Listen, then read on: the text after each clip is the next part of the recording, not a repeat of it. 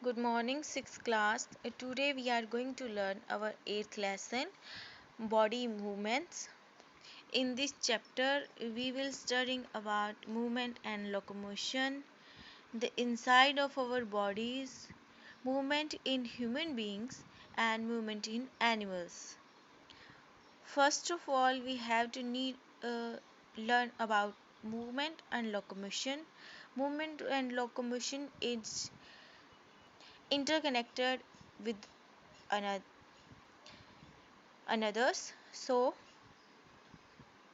movement is a characteristic of all living things. Movement is a naturally process. Everything is not living or living have a special movement. और life का सबसे अच्छा अगर हम example देखें तो वो मूवमेंट होती है। वैसे तो मूवमेंट हर चीज़ में होती है। मूवमेंट का मतलब होता है किसी भी चीज़ का अपनी ही जगह पर हिलना डुलना, और लोकोमोशन का मीन्स होता है एक जगह से चलकर दूसरी जगह पर जाना। तो अगर कोई भी चीज़ अपने आप हिल डुल रही है, अपने आप मूवमेंट कर रही है, तो उसका मतलब है कि उसमें लाइफ है। तो लाइफ का सबसे पहला एग्जाम्पल यही है किसी भी लिविंग बीइंग का कि वो अपने आप हिल डुल रही है।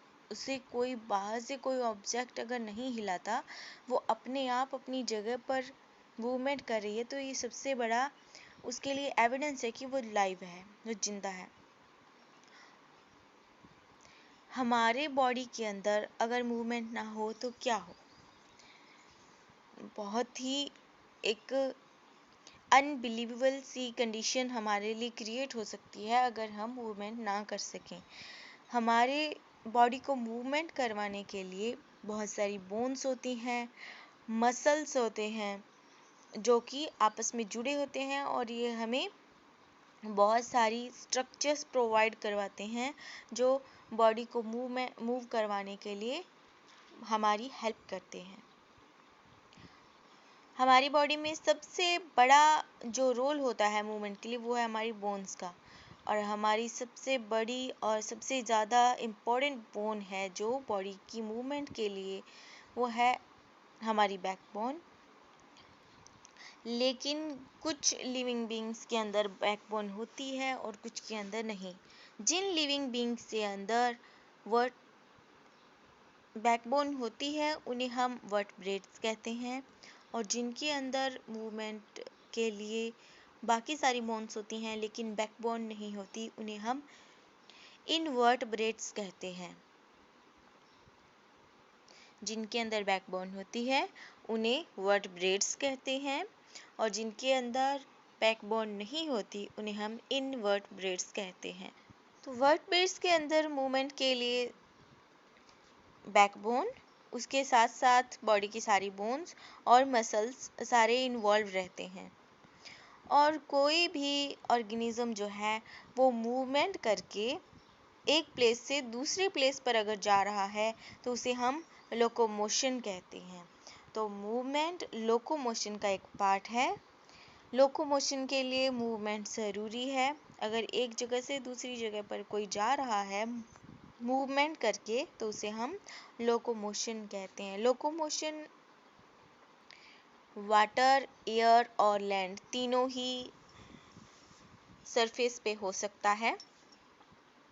और एनिमल्स ज़्यादातर मूवमेंट करते हैं फूड के लिए, रनिंग के लिए, अपने हैबिटेट्स के लिए, या फिर डेंजर से बचने के लिए, या फिर माइग्रेशन के लिए। एक जगह से दूसरी जगह अगर वो अपना हैबिटेट चेंज कर रहे हैं, या फिर शेल्टर्स के लिए, वो अलग अलग जगह पर मूवमेंट करते हैं और वहाँ से लोकोमोट हो जाते हैं।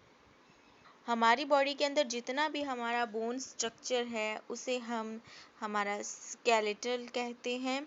स्केलेटन सिस्टम जो है वो हमारी बॉडी की मूवमेंट और बॉडी की स्टेबिलिटी के लिए बहुत ज़्यादा इम्पॉर्टेंट रोल प्ले करता है।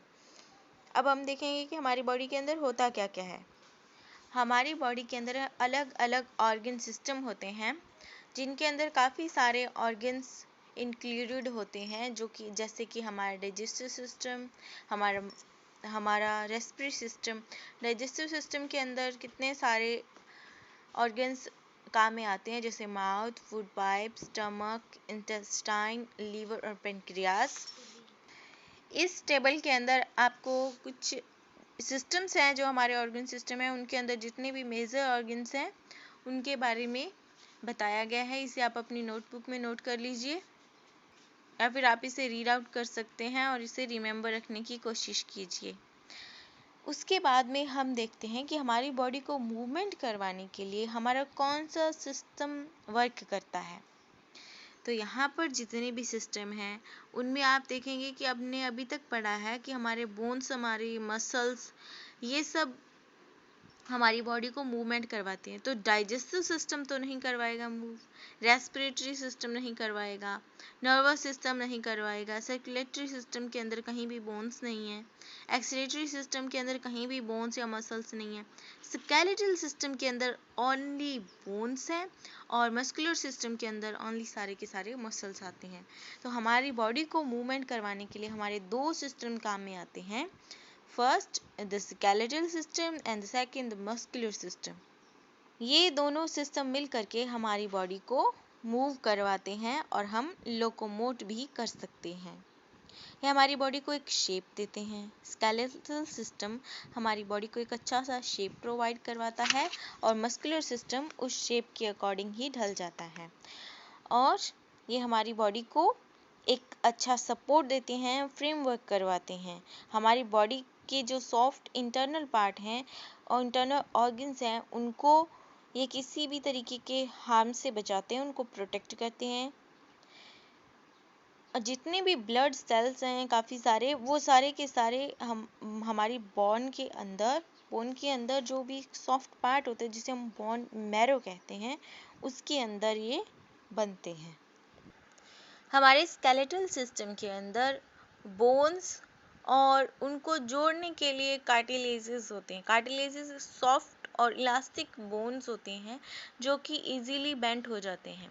ये हमारी बॉडी को जितने भी बोन्स होते हैं उनके थ्रू मूव करवाने के लिए बहुत हेल्प करते हैं। हमारे बोन्स के अंदर जितने जॉइंट्स होते हैं वहाँ पर कार्टिलेजेस होते हैं।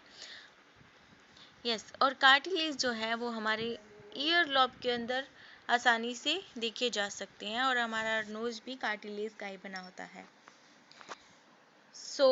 यहाँ तक का लेसन आई होप आपको समझ में आया होगा।